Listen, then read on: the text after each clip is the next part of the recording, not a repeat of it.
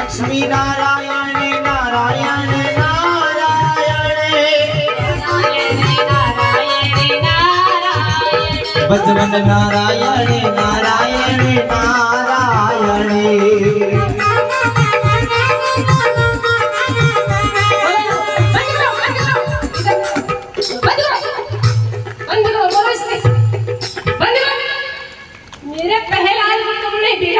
बड़बोला बना दिया, सामने आने और हिरण्यकश्यप ने आकर के प्रहलाद का हाथ पकड़ लिया।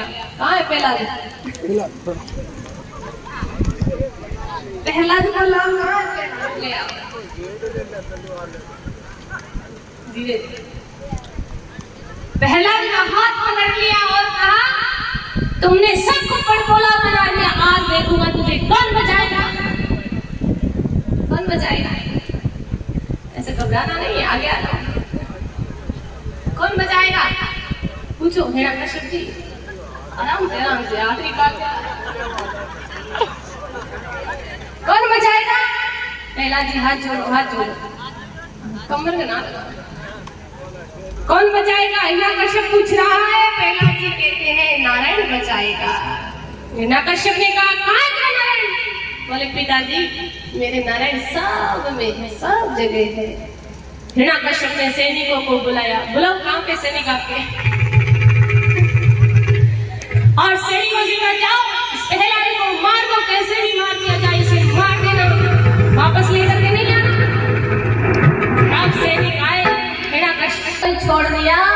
जंगल में शेर आएंगे ना, खा जाएंगे प्रहलाद, काम हो जाएगा इनका पक्का। पर शेर आता है परिक्रमा लगा करके प्रहलाद के और वापस चला जाता है। प्रहलाद चौका चौधरी। फिर महाराज आगे क्या हुआ?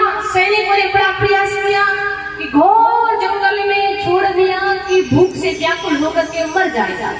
पर विष्णु भगवान लक्ष्मी जी खीर का प्रसाद लेकर के आते थे, प्रहलाद को खिला करके वापस ले जाते।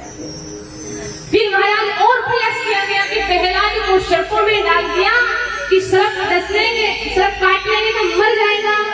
सर्प भी महाराज खिलौन कर रहे हैं, खिल रहे हैं और वापस चले जाते हैं। प्रहलाद जी जो कि तो ही है, बाल भी बांका नहीं हुआ। कहते ना जाको राखे साईया मार सके ना कोई, बाल न बांका कर सके चाहे जुग बेरी। समझ में आ रही है कथा? क्या बात है। तो महाराज सैनिकों ने क्या प्रयास किया है? ऊंचे ऊंचे पहाड़ों से प्रहलाद को गिरा दिया कि मर जाएगा, कि गिरा दिया। पर प्रहलाद जी को भगवान अपनी गोद में ले लेते हैं। और प्रयास किया, प्रहलाद जी को समुद्र में फेंक दिया कि जल में समुद्र में मर जाएगा डूब करके। फिर भी भगवान प्रहलाद को अपनी गोद में ले लेते हैं, पर नहीं मरते हैं प्रहलाद। सैनिकों की चिंता बढ़ गई, प्रहलाद तो नहीं मरा पर हिरण्यकश्यप हमें अवश्य मारा। बहुत प्रयास किया, मैंने तो इतना प्रयास किया, ये मरा ही नहीं। बहन ने कहा भैया ये कौन सी बड़ी बात है, मैं मार दूंगी। भाई ने कहा तू कैसे मारोगी? बोले बस आप समझ लो मर गया। क्या हो गया? मर गया। बोले ऐसे कैसे समझ ले? बोल ऐसे मर गया। भैया मैं मार दूंगी। हिरण्यकश्यप ने कहा तुम कैसे मारोगी? मैं अग्नि स्नान करती हूँ। क्या करती हूँ? अग्नि स्नान करती हूँ। उनसे क्या होगा? होगा क्या? मैं अग्नि स्नान करूंगी ना, प्रहलाद को मेरी गोद में लेकर के बैठ जाऊंगी, मेरा तो अग्नि स्नान हो जाएगा और प्रहलाद जल जाएगा। इतना प्रयास किया तुमने, शर्म नहीं है? एक बेटा है आपका। तो फिर महाराज होलिका जी प्रहलाद को अपनी गोद में लेकर के बैठ रही है। भाई देख रहे हैं, भाई ने कहा अच्छा किया, बहन मार देगी प्रहलाद को। अग्नि जल रही है, प्रहलाद गोद में बैठा है। ये दृष्टि कौन देख रही है? ऊपर से आकाश की ओर कौन दृश्य देख रही है? सब देवी देवता। अब महाराज अग्नि स्नान हो रहा है, अग्नि में होलिका देवी क्या कर रही है? चिल्ला रही है जोर जोर से, बचाओ बचाओ बचाओ बचाओ। भगवान की ध्यान में थे, पुष्पों की वर्षा हो रही है प्रहलाद पे। होलिका जी जल करके राख हो गई। बोलिए भक्त भगवान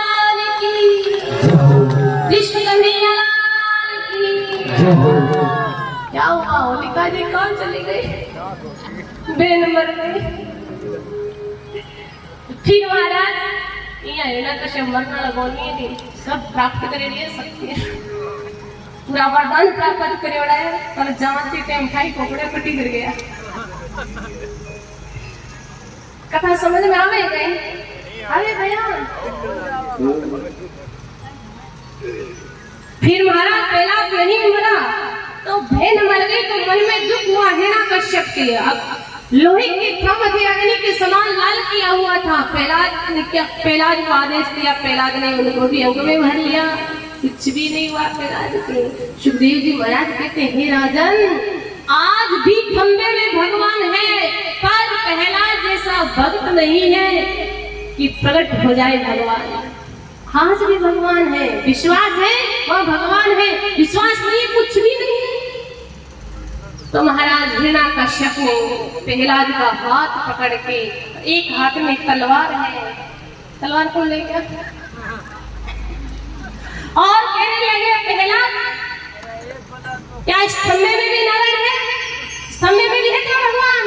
बोले पिताजी सब जगह मेरे भगवान है। हाँ, इस खंबे में भी भगवान है, इस खंबे में भी भगवान है मेरे नारायण। अब हिरण्यकश्यप ने तलवार से इस खंबे पे थोड़ा सावधान देना, खंबे पे तलवार से जोर से प्रहार किया और नरसिंह भगवान प्रकट हो गए। बोले नरसिंह भगवान, नरसिंह भगवान की, नरसिंह भगवान की। सब देवी देवता अब है, सब देवलोक से आ गए हैं। हिरण्यकश्यप ने जैसे देखा भगवान कारने लग गया, भगवान के साथ युद्ध करने लग गया। भयंकर युद्ध चल रहा है, ताली बजाते रहो बराबर,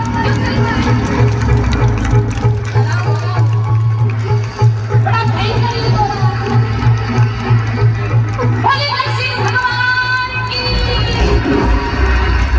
आराम से ये दोनों ना मारो, धीरे धीरे। आप जोर से घटना हो रही है, भगवान ऐसा स्वरूप लेकर के आए हैं, ऐसा कभी किसी ने नहीं देखा था, पहली बार ऐसा स्वरूप। ताली बजाओ तेरे कैसे भी, ताली बजाओ दूंगा। हिरण्यकश्यप हड़बड़ा करके तलवार उठाया, भगवान को मारने का प्रयास किया। भगवान ने हिरण्यकश्यप को पकड़ लिया और दहली के बीच में बैठ गए और गंगा में डाल दिया हिरण्यकश्यप को। अब महाराज क्या बात है,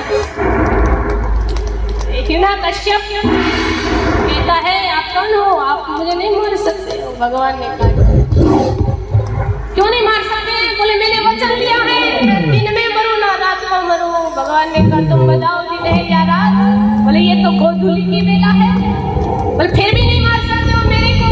बोले क्यों? मैं बाहर मरूं ना भीतर। भगवान ने कहा, तुम बताओ कहाँ पे हो? बोले तुमने तो मेरे को दहली में डाल रखा है, ना तो बाहर ना अंदर, पर फिर भी नहीं मार सकते हो। मैंने ब्रह्मा जी से वचन लिया है कि मैं 12 महीनों में किसी महीने में ना। भगवान ने कहा, लो कर लो।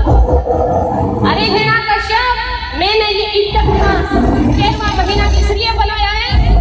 हिरण्यकश्यप ने कहा, आपने पहले नहीं बताया, आप पहले बताते तो मैं वो भी मांग लेता। आपने पहले नहीं बताया, बल फिर भी नहीं मार सकते।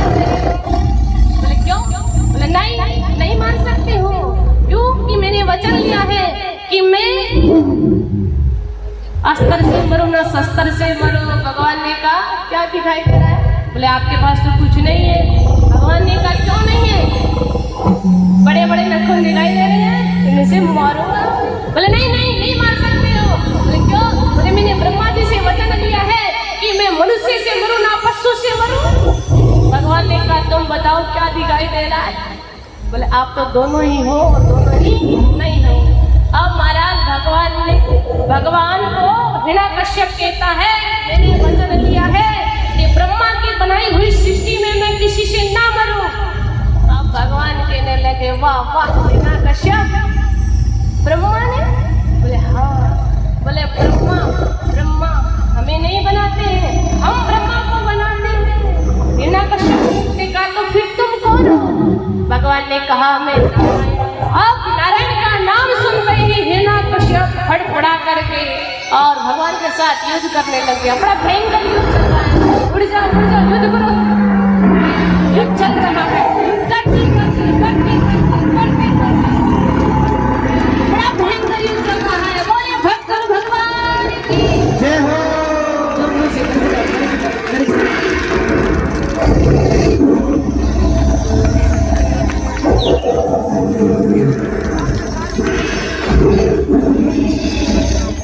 बस धीरे धीरे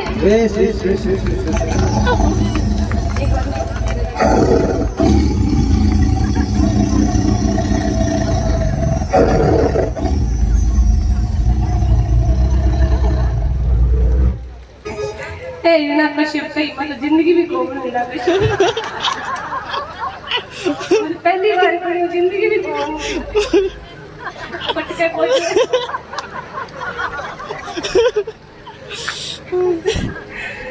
भगवान ने हिरण्यकश्यप को अपनी जंघाओं पे डाल रखा है। दिल्ली के बीच में है और हिरण्यकश्यप की आंतड़ियों को भगवान ने निकाल लिया और हिरण्यकश्यप के प्राण निकल रहे। सब देवी देवता जयकार कर रहे। बोले नरसिंह भगवान की जय हो। नरसिंह भगवान की जय हो। ले जाओ भाई। बहुत सुंदर दृश्य। जोरदार ताली बजाई स्वागत करें इन बच्चों का। हिरण्यकश्यप तो खड़ा ही हो गया। ले जाओ चार जना हाँ संभाल दिए थे। बोलिए भक्त भगवान की। भगवान का क्रोध शांत नहीं हो रहा है। सब देवता लोग घबरा गए। अब क्या करें? भगवान को भगवान का क्रोध शांत नहीं हो रहा है। नारद जी भी वहीं पे। आप एक बुद्धि जी बोले भगवान का क्रोध ऐसे तो शांत नहीं होगा। शायद लक्ष्मी माता कृपा कर दे तो इनका क्रोध शांत हो जाएगा। देवता लोग चले हैं वैकुंठ लक्ष्मी जी के पास। लक्ष्मी जी जैसे ही देवताओं को देखा, देवताओं ने प्रणाम किया। आओ देवताओं। बोले आए हैं मैया आपके पास, आप हमारे कष्ट को दूर करो। बोले ऐसा क्या कष्ट हो गया? बोले आज हमारे भगवान को क्रोध आ गया। लक्ष्मी जी कहती हैं अरे मेरे स्वामी को तो कभी क्रोध आया ही नहीं। यदि आ भी गया है तो मैं चलूंगी, मेरे स्वामी का क्रोध शांत हो जाएगा। क्या हो जाएगा? लक्ष्मी जी आती है देवताओं के साथ में। अब जैसे ही भगवान ने देखा लक्ष्मी जी आ रही है, भगवान ने जोर जोर से गरजना शुरू किया। जोर जोर से गरजना हो रही है और लक्ष्मी जी घबरा गई। लक्ष्मी जी कहती है ये तो मेरे स्वामी नहीं है, ये तो मेरे स्वामी नहीं है, ये तो कोई शेर है। लक्ष्मी जी चली गई। अब महाराज प्रहलाद को भगवान की शरण में छोड़ा। प्रहलाद जी भगवान के चरणों में प्रणाम किया और भगवान ने प्रहलाद को अपनी गोद में मस्तक पे अपना हाथ रखा। जीभा निकाल करके भगवान ने क्या किया? उनको चाटना शुरू किया। अपने नेत्रों के आंसुओं से उनके सिर को भिगो दिया और प्रहलाद जी को भगवान कहते हैं प्रहलाद तुम्हारी भक्ति से मैं बहुत प्रसन्न हूँ, तुम वर मांगो। प्रहलाद जी हाथ जोड़ करके कहते हैं प्रभु मैं एक राक्षस परिवार में एक ऐसा मनुष्य पैदा हुआ हूँ, मेरे कारण मेरे पिता की मृत्यु हो गई। क्या हो गई? मेरे कारण मेरे पिता की मृत्यु हो गई। प्रभु मैं बड़ा अपराधी हूँ, मैं आपसे ये प्रार्थना करता हूँ कि मेरे पिता महाराज की कहीं दुर्गति क्या नाम। भगवान ने कहा अरे प्रहलाद तेरे जैसा भक्त जिस कुल में जन्म लेता है उनकी 21 पीढ़ियों का उद्धार हो जाता है। कितनी पीढ़ियों का? 21 पीढ़ियों का एक तेरे जैसा भक्त जिस कुल में हो जाएगा। पर महाराज प्रहलाद जी हाथ जोड़ करके कहते हैं प्रभु मेरे पिता महाराज की कहीं दुर्गति ना हो। भगवान ने कहा अरे प्रहलाद इसलिए तो तेरे पिता की आंतड़ियों को मैंने मेरे गले में धारण तो आइए बहुत सुंदर आप सबको दृश्य दिखाया है झांकियों के द्वारा। एक बार आप सभी जोरदार कर ध्वनि से स्वागत कीजिए और इस कथा को यहीं पे विराम देते हैं। कल की कथा भगवान श्री कृष्ण का जन्म उत्सव मनाएंगे सब धूमधाम से, तो ज्यादा से ज्यादा संख्या में आना है। और जन्म उत्सव मनाते हैं तो आप सबको पता ही है, आप क्या लेके आओगे, क्या लेके आओगे? जो भी श्रद्धा शक्ति के अनुसार जो भी आप प्रसाद वगैरह लाना है वो लेकर के आना है। अब शाम को नानी भाई का मेला प्रारंभ होगा, ज्यादा से ज्यादा संख्या में आना है, झांकियों के द्वारा ही दिखाया जाएगा। और ये कथा कोई एक व्यक्ति की नहीं है, आप सब के तन मन धन के सहयोग से ये इतना बड़ा आयोजन रखा है आप सब ने। तो इस कथा में सब थोड़ा थोड़ा तन मन धन से सहयोग देने की कृपा करें कि जिसे ये जो भागवत कथा का जो खर्चा है वो भी निकल जाए, किसी एक व्यक्ति पे वजन न आए ज्यादा। सब थोड़ा थोड़ा मिल करके करोगे ना तो ये कथा का भी खर्चा निकल जाएगा। कहते ना, चिड़ी चोंच भर ले गई नदी ना घटियों दी, दान दिया धन ना घटे, के गए संत कबीर।